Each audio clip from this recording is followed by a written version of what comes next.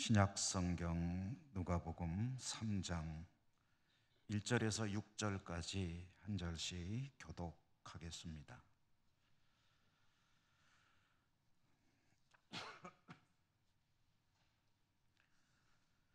디베리오 황제가 통치한 지 15해 곧 본디오 빌라도가 유대의 총독으로 헤롯이 갈릴리의 분봉 왕으로 그 동생 빌립이 이두레와 드라고니 지방의 분봉 왕으로 루시니아가 아빌레네의 분봉 왕으로 안나스와 가야바가 대제사장으로 있을 때 하나님의 말씀이 빈 들에서 사가랴의 아들 요한에게 임한지라.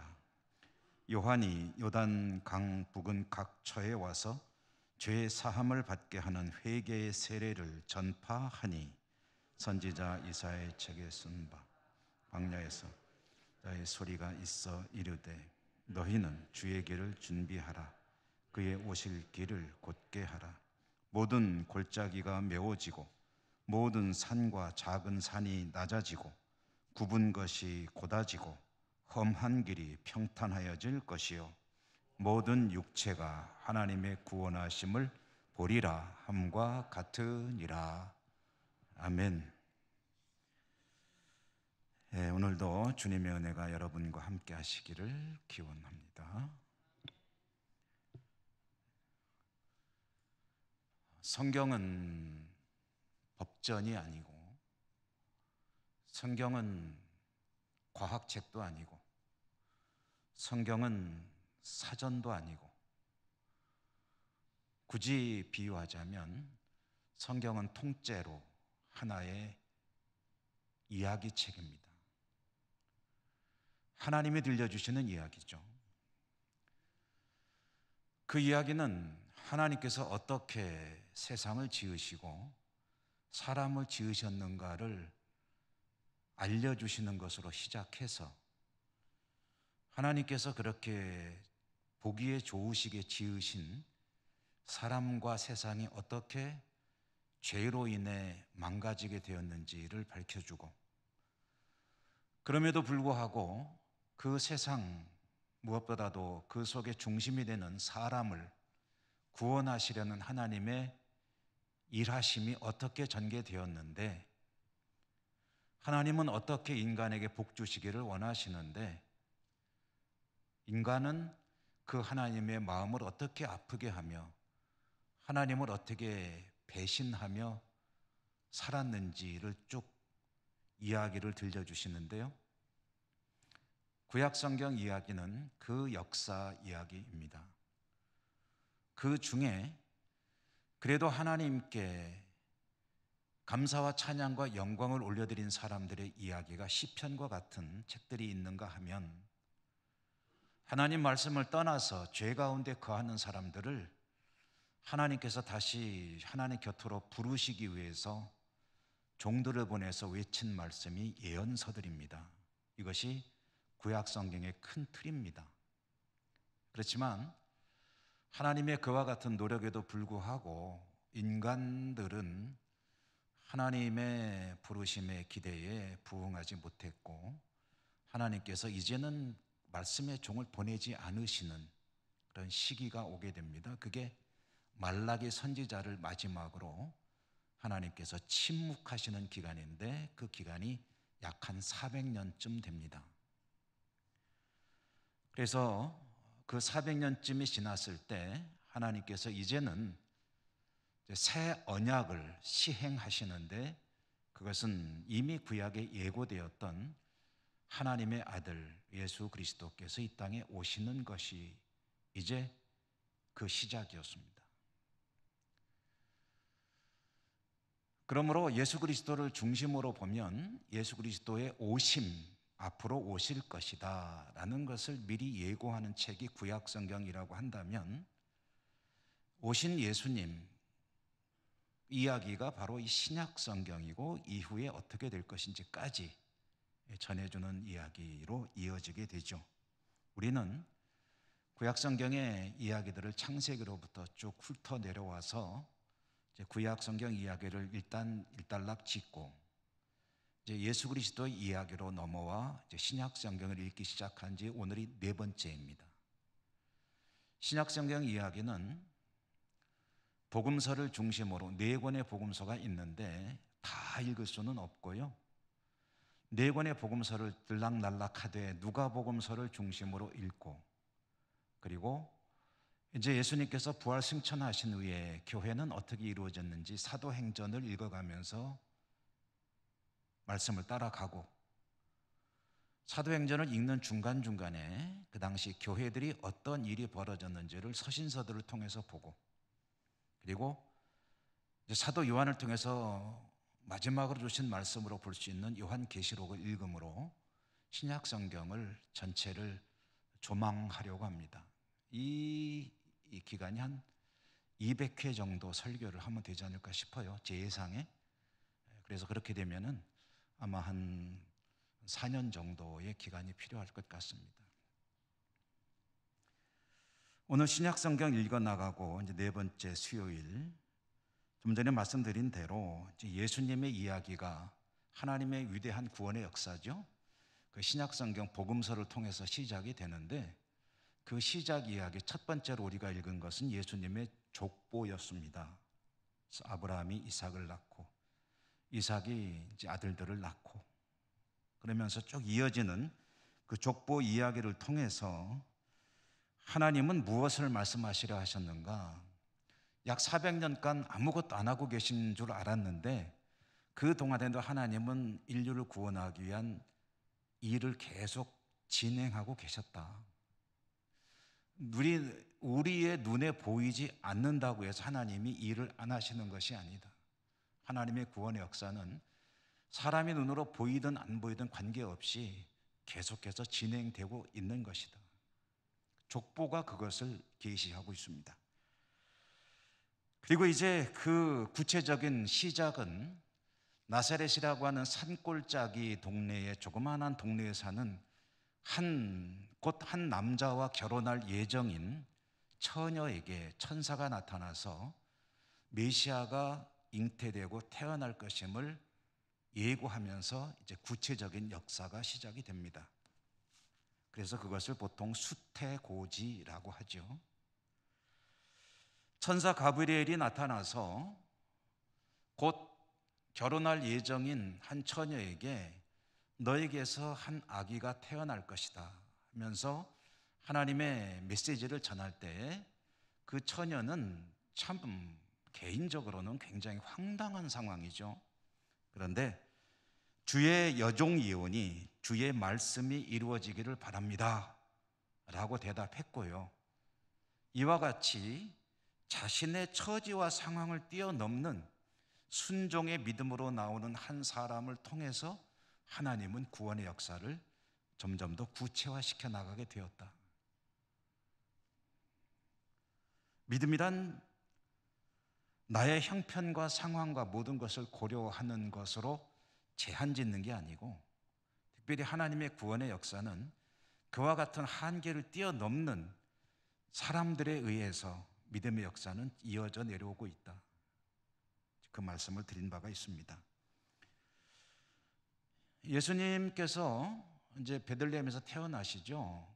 그리고 헤롯 대왕에 의해서 많은 아기들이 희생을 당하게 되고, 예수님은 이집트로 피난도 가셨고, 헤롯이 죽은 후에 돌아오셔서 나사렛이라는 동네에 가서 살게 되셨다.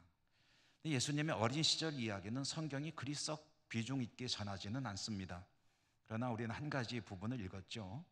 예수님께서 12살 되셨을 때에 요셉과 마리아와 함께 예루살렘 성전에 가셨다.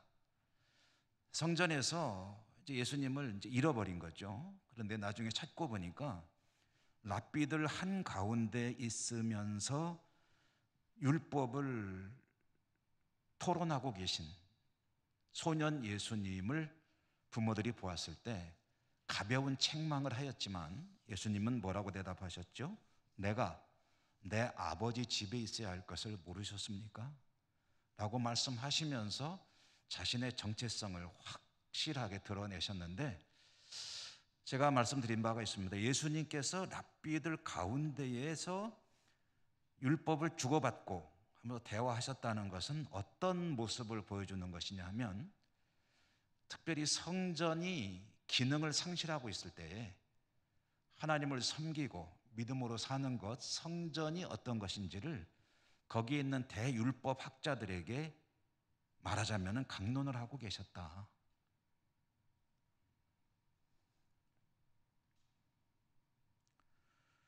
그리고 오늘 이제 네 번째로 보는 이야기인데요, 예수님의 공생애가 본격적으로 시작될 즈음에 이르렀습니다.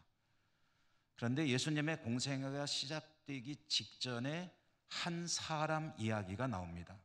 세례 요한입니다. 그래서 오늘은 이 세례 요한의 이야기를 잠시 짚어보고, 이제 다음 수요일부터는 예수님의 본격적인 공생의 이야기가 이제 시작이 될 것입니다. 세례 요한이 복음서들이 비중 있게 다루는 사람인데요, 예수님께서 등장하시기 직전에 이 세례 요한은 예수님의 길을 예비할 사람으로 이 땅에 태어난 사람입니다. 그게 그 세례 요한의 사명이에요.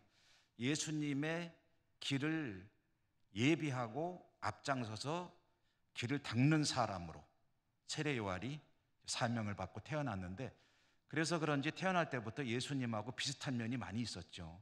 우선 천사가 나타나서 수태고지를 했고, 그 예수님보다 약 6개월 먼저 태어났는데, 이 세례 요한이 사역을 시작할 때에 어떻게 시작했느냐 하는 이야기를 오늘 우리가 읽은 겁니다. 세례 요한이 등장하던 당시의 상황을 전해주는 누가복음 3장의 말씀을 보니까 무엇으로 시작되느냐 하면은 당시 세상을 다스리던 주도하던 사람들의 이야기로 세례 요한 이야기가 시작이 됩니다. 여러분 보셨죠? 세례 요한이 사역을 시작할 때는 이 로마 제국은 디베료 황제라고 하는 사람이 다스리고 있었다. 디베료. 보통 우리 흔히 말하는 티베리우스라고 말하는 사람인데, 성경에서는 그 사람을 디베료라고 부르고 있습니다.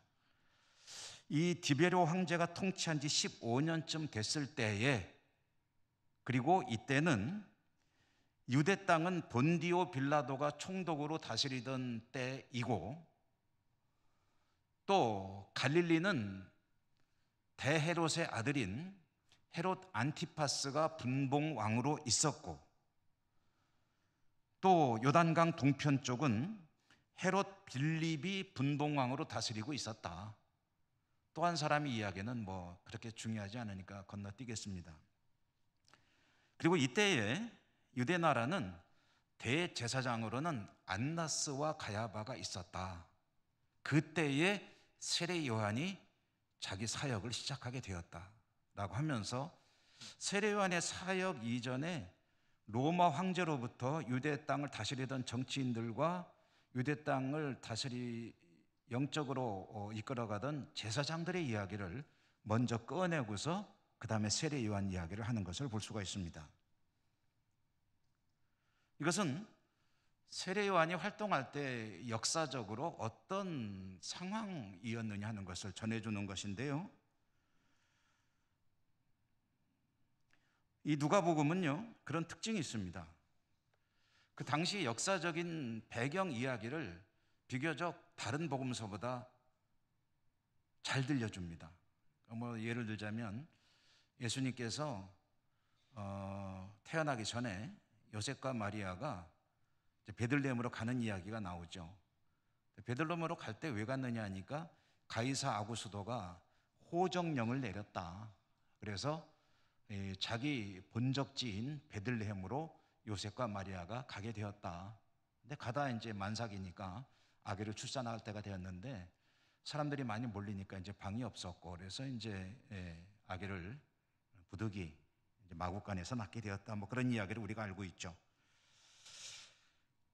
가이사 아구스도가 호정령을 내리던 때에 예수님이 탄생하셨는데, 예수님께서 공생에 등장하시기 직전 세례 요한이 활동할 때는 그 가이사 아구스도의 뒤를 이어서 가이사 디베료가 황제가 바뀐 때였다라는 이야기를 전해주고 있는 겁니다.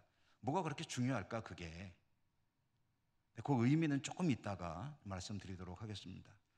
그래서 로마 황제가 가이사 아구스도에서 가이사 디베리오로 바뀌었고, 그리고 이때에 유대 땅은 예수님 탄생할 당시에는 대헤롯이 다스리고 있었는데, 그 대헤롯은 죽었고,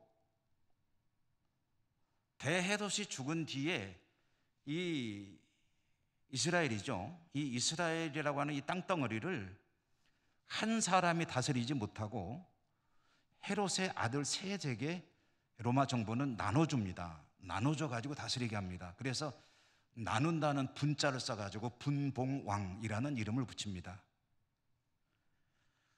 중심지라고 할 수 있는 유대 땅은 헤롯 아켈라오, 그리고 북부 지역인 갈릴리는 헤롯 안티파스, 요단강 건너편 동쪽은 헤롯 빌립, 삼형제가 다스리도록 나눠주고, 이 사람들이 그러니까 이제 분봉왕, 일종의 제후입니다. 다스리던 때였다라는 이야기를 이제 하고 있고요. 또 그 당시에 유대 나라의 종교 지도자인 대제사장은 누구냐 하니까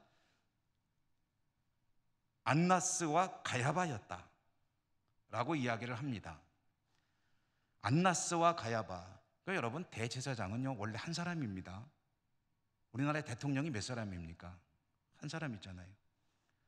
우리 대한예수회 장로회 총회장은 몇 사람입니까? 한 사람입니다. 대제사장도 원래 한 사람인데, 여기 보니까 안나스와 가야바가 대제사장으로 있을 때에 라고 했습니다. 왜 두 사람을 이름을 거명한 걸까요? 이 안나스와 가야바라고 하는 두 사람의 관계를 알아보면, 이 안나스는 그 당시에 제사장과 귀족층의 모임이라고 할 수 있는 이 사두개인들의 우두머리입니다. 안나스가. 그리고 대제사장을 한 10년 정도를 지낸 사람입니다. 안나스가 대제사장을 10년 정도 한 이후에 대제사장은 누구한테 이어졌냐면은 아들과 사위들에게 이어졌습니다. 안나스의 아들이 대제사장을 한 2년쯤 하다가 그 뒤에 사위가 대제사장을 이어받아서 한 20년쯤 하게 되는데, 그 사위가 누구냐면 가야바입니다. 그러니까 안나스와 가야바 두 사람이 이 유대 나라의 대제사장직을 30년간 차지하고 있었고, 그 중간중간 또는 그 뒤에 또 누가 있냐면 안나스의 아들들이 2년 또는 4년씩 대제사장직을 했는데, 이 대제사장직이 그때 뭐냐면은 정치적으로는 로마의 지배를 받고 있었기 때문에 어느 정도 자치권이 허락된 이 유대 나라의 말하자면은 대표였던 셈입니다. 대제사장이 종교 지도자이지만 정치 지도자이기도 합니다. 산헤드린 공회라고 하는 유대 나라 자치정부의 헤드가 이 대제사장이거든요. 그러니까 이 누가복음에서 제가 여러 가지 이야기를 드렸는데요.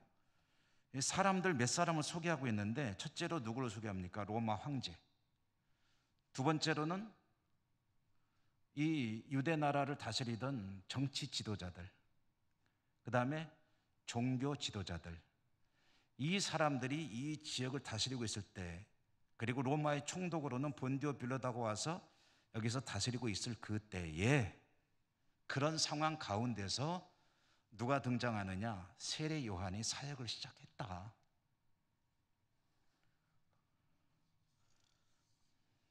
마태복음이나 마가복음을 보면은 이런 이야기가 그리 많이 나오질 않습니다. 거의 안 나옵니다. 그런데 누가복음에서만 당시 시대적인 상황들을 이렇게 자세히 밝혀주는, 비교적 자세히 밝혀주는데, 그 이유가 무엇일까 할 때 보통 이렇게 이해를 합니다. 주 예수 그리스도의 복음은 유대 땅을 넘어서 전 세계를 향해서 주어지는 것이다 라는 사실을 강조하기 위해서 누가복음은 로마 황제까지 이름을 거명하고 있다. 자, 여러분 이게 무슨 소리냐면요. 여러분 누가복음은 누가 썼습니까?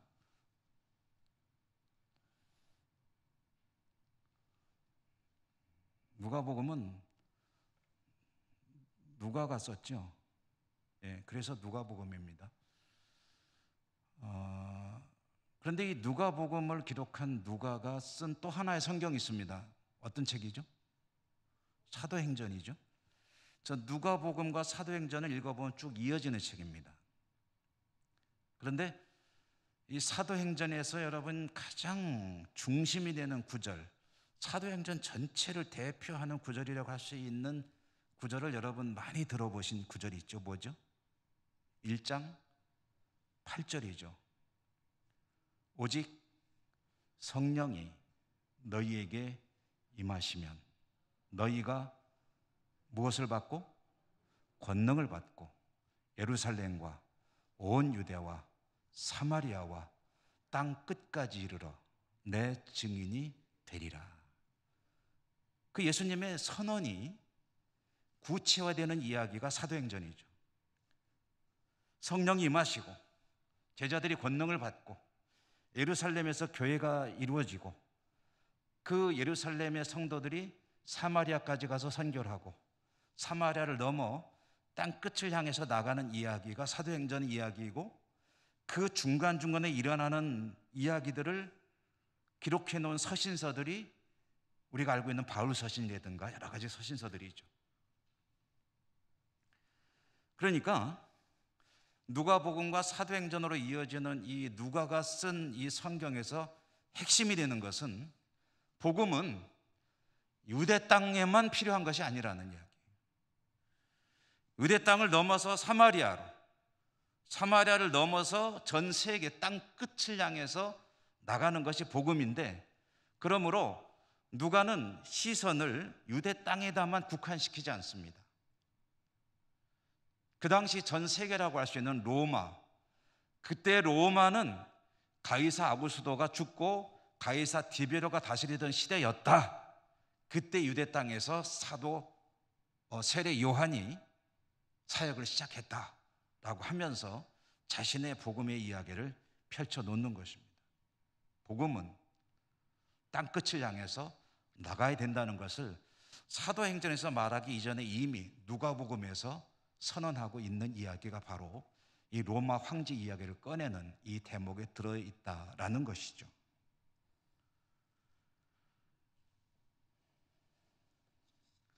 구약성경은 이스라엘을 위한 그런 하나님의 말씀으로 그들이 이해하고 있을 때에 누가는 이야기하는 겁니다.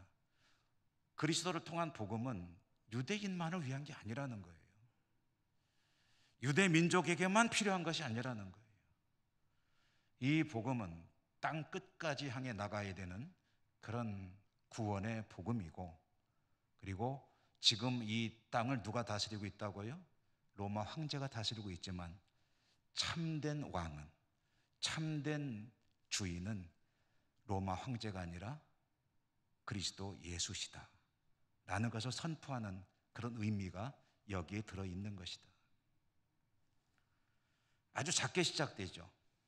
아주 작게 시작되지만 그 어마어마한 로마 황제가 다스리는 이 세상을 구원하실 구원의 복음이 이제 시작된다라는 이야기가 이 말씀 속에 들어있다는 것입니다. 그 구원의 역사를 시작할 때 등장하는 첫 사람이 바로 세례 요한이고, 세례 요한의 이야기가 어떻게 시작이 되나 보니까 오늘 말씀 2절에 보면은 하나님의 말씀이 빈 들에서 요한에게 임하였다. 여러분 잘 들어보십시오. 하나님의 말씀, 황제가 다스리고 본디오 빌라도가 총독으로 있고, 그 다음에 헤롯 안티파스가, 또 헤롯 빌립이, 그리고 안나스와 가야바가 대제사장으로 있던 그때에 요한은 어디 있었냐면 빈 들에 있었다. 빈 들에 있던 요한에게 하나님의 말씀이 임했다. 그것으로 세례 요한의 사역이 시작이 되는 겁니다. 그 세례 요한이 있는 곳은 빈들이었어요. 이 빈들은 유대 광야를 이야기합니다. 광야. 당시 세상을 지배하던 사람들은 어디에 있습니까? 왕궁에 있습니다. 화려한 그러한 집에 있습니다. 어마어마한 그런 건물과 위엄과 군사들의 창칼이 번쩍번쩍하는 그곳에 세상을 다스리는 이들이 있지만 하나님의 구원의 역사를 예비하는 하나님의 사람은 어디에 있느냐 하니까 빈 들에 있었다. 그런데 빈 들에 있는 광야에 있는 세례 요한에게 하나님의 말씀이 임하였다. 이것이 이제 구원 역사의 또 하나의 시작입니다. 메시아의 오심을 준비하는 사람은 화려한 왕궁에 있는 것이 아니라 광야에 있었습니다. 빈 들. 여러분, 성경에서 광야가 어떤 곳입니까? 성경에서 광야 많이 보잖아요.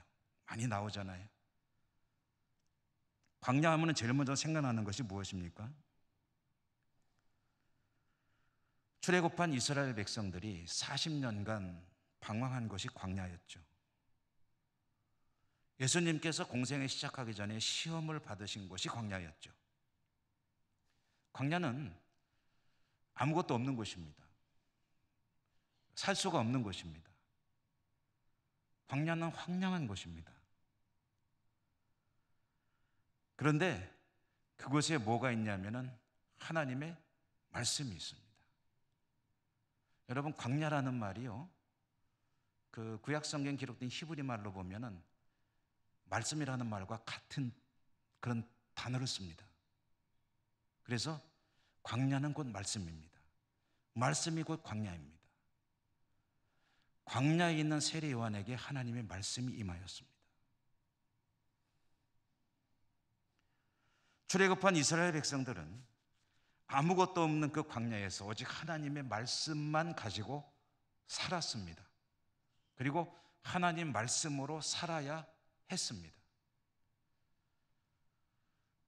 광야 같은 세상을 살아가는 저와 여러분, 우리들이 살아가시던 삶의 생명의 근원은 어디 있느냐? 하나님의 말씀이 있습니다. 다른 것이 근본이 될 수가 없습니다. 수단은 되겠죠. 그러나 저나 여러분, 우리들이 살아가는 이 세상에 만약에 광야라고 말한다면 아무것도 없는 이 세상에서 생명을 얻을 수 있는 유일한 그 길은 하나님의 말씀이 있습니다. 세례 요한이 그 빈 들에서, 광야에서 하나님의 말씀을 받게 되었습니다. 그리고 그가 사역을 하게 되는데, 그가 하는 사역이 어떤 사역이었다고 나와 있습니까? 회개의 세례를 전파했다고 그러죠. 회개의 세례를 전파했다.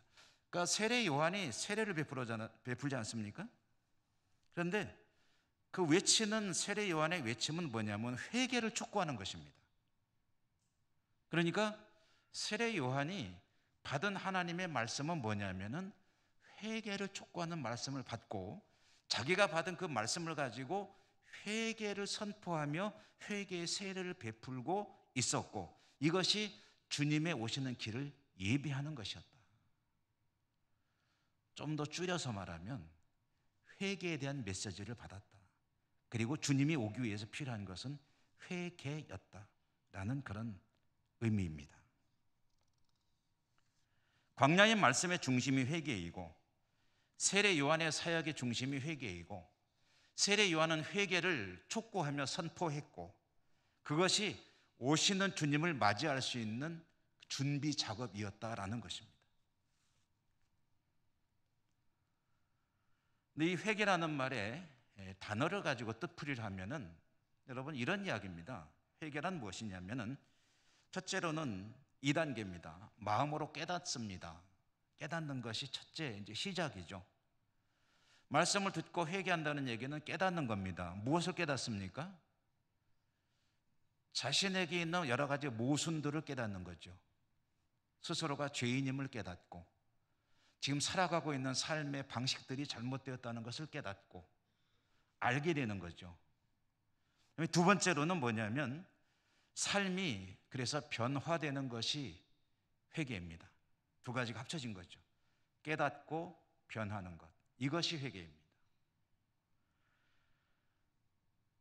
깨달음이 회개인데 깨달음으로 끝나면은 그건 반쪽짜리입니다. 깨달은 바가 자신의 삶에 그대로 적용이 돼서 삶의 변화가 이루어질 때 그게 회개입니다. 이와 같이 깨달음이 변화로 이어지기 위해서 그 중간에 뭐가 필요하냐면은 의지, 결단이 필요합니다. 그리고 이와 같이 깨닫고 회개하여 삶이 변화되는 그곳에 어떤 일이 벌어지냐면은 주님이 오시는 길이 열리게 됩니다.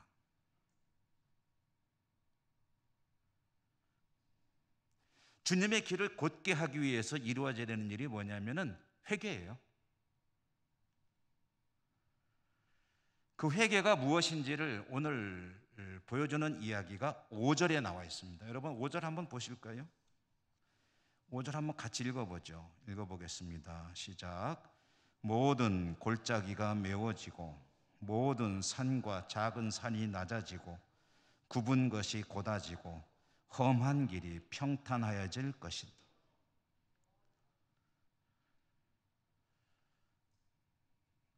이게 회개입니다. 이사야 선지자를 통해 주신 말씀인데요. 이게 회개예요. 이것은 회개라는 것을 하나 어떤 땅의 변화 이야기로 들려주는 그런 말씀입니다. 골짜기는 메워집니다. 산은 낮아집니다. 굽은 것은 똑바로 펴집니다. 험한 길이 평탄해집니다. 이것은 어떤 이야기입니까? 정지 작업이 이루어진다는 거죠. 여러분 우리 여기 도청 신도시 있잖아요. 도청 신도시가 들어서기 전에 그런데 거기에 신도시가 들어서기 위해서 무엇이 필요했습니까? 언덕은 좀 깎아내고 구렁텅이는 메꿔지고 꾸불꾸불했던 길은 아스팔트가 쫙 가린 대로가 되고 이렇게 해서 하나의 도시가 이루어질 때 거기에 사람들이 살게 되고 많은 일들이 벌어지는 그런 도시가 이루어지는 것이죠. 울퉁불퉁하던 것들이 평탄해지고 굽은 것이 똑바로 되어지고 이렇게 되는 것이 회개입니다. 그리고 이와 같은 굴곡이 없어지고 평탄해지고 비틀비틀 구불구불하던 것이 똑바른 길이 이루어질 때 그 길을 통해 주님이 임재하시게 됩니다. 그 작업을 하는 게 세례 요한인 거예요. 회개하라. 천국이 가까웠느니라. 주님을 맞이하기 위해서 이스라엘 유대 백성들이 해야 될 일은 자신들의 비뚤어진 것들을 깨닫고 그것을 평탄하게 만드는 작업, 그것은 곧 깨달음과 변화였습니다. 물론 주님이 오시면 그 일을 하시겠죠. 근데 그것을 예비하는 한 사람이 있습니다. 그가 세례 요한입니다. 그러므로 주님은 세례 요한을 뭐라고 말씀하셨죠? 어머니를 통해서, 여성을 통해서 태어난 이 땅의 모든 사람들 가운데 가장 큰 사람이 세례 요한이다.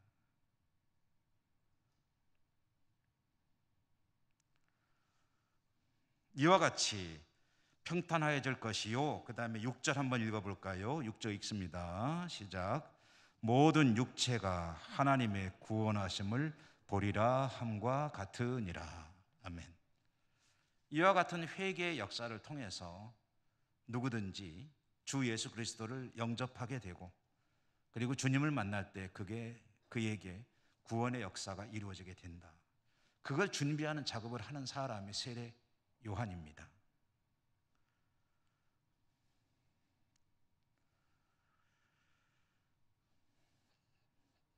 주님이 임재하실 때 구원의 역사가 이루어집니다. 그리고 주님이 임재하시고 구원의 역사 이루기 위해서 먼저 있어야 될 일은 회개입니다. 회개할 때 이와 같은 놀라운 역사가 일어나게 됩니다. 따라서 주님의 말씀을 받고 그 말씀을 깨닫고 그로 인해서 어떠한 일들이 일어나야 되느냐 하면 좀 높아진 거 있으면 좀 깎아내야 됩니다. 좀 깎아내야 돼요. 많이 튀어나와 있을수록 좀 잘라내야 됩니다. 움푹 들어가 있어가지고 자칫 발 헛디디면 넘어지고 그리고 사람이 다치게 되기도 하고 자칫하면 생명 잃을 수 있는 웅덩이가 있다면 그것은 메워져야 됩니다. 가장 좋은 길은 똑바른 길이죠. 똑바로 가면은 가까운데 그것을 이리 돌리고 저리 돌리고 해가지고 구불구불하게 만들고 있다면 그 길은 똑바른 길로 바로 잡아야 됩니다. 그래서 곧고 평탄하고 그리고 모든 녹관아짐이 없고 웅덩이가 없는 그러한 작업이 이루어질 때 주님이 그 길을 통해서 오셔야 하고 오실 수 있도록 준비하는 것이 바로 회개다라는 그런 이야기입니다. 세례 요한이 이렇게 요단강 근처에서 자신을 향해 나오는 사람들에게 회개의 세례를 베풀면서 회개의 선포 사역을 하고 있을 때 어느 날 한 사람이 세례 요한을 찾아옵니다. 그게 누구죠? 주님이죠. 주님이 찾아오시면서 세례를 받으시고 이제 본격적인 주님의 공생애가 시작이 됩니다. 그 이야기는 다음 수요일에 우리가 함께 보시도록 하겠습니다. 기도하겠습니다. 은혜로우신 하나님, 신약 성경을 뜻을 찾아가며 읽어나가기 시작했습니다.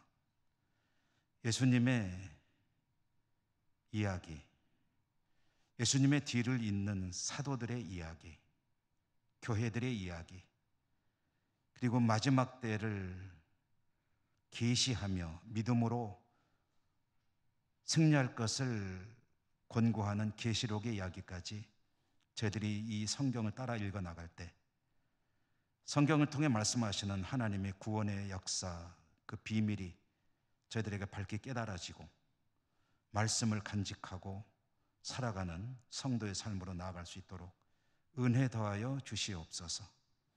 말씀이 중심이 되는 저희 모두의 삶이 되기를 원합니다. 은혜 내려 주시옵소서. 예수님 이름으로 감사하고 기도 올리옵나이다. 아멘.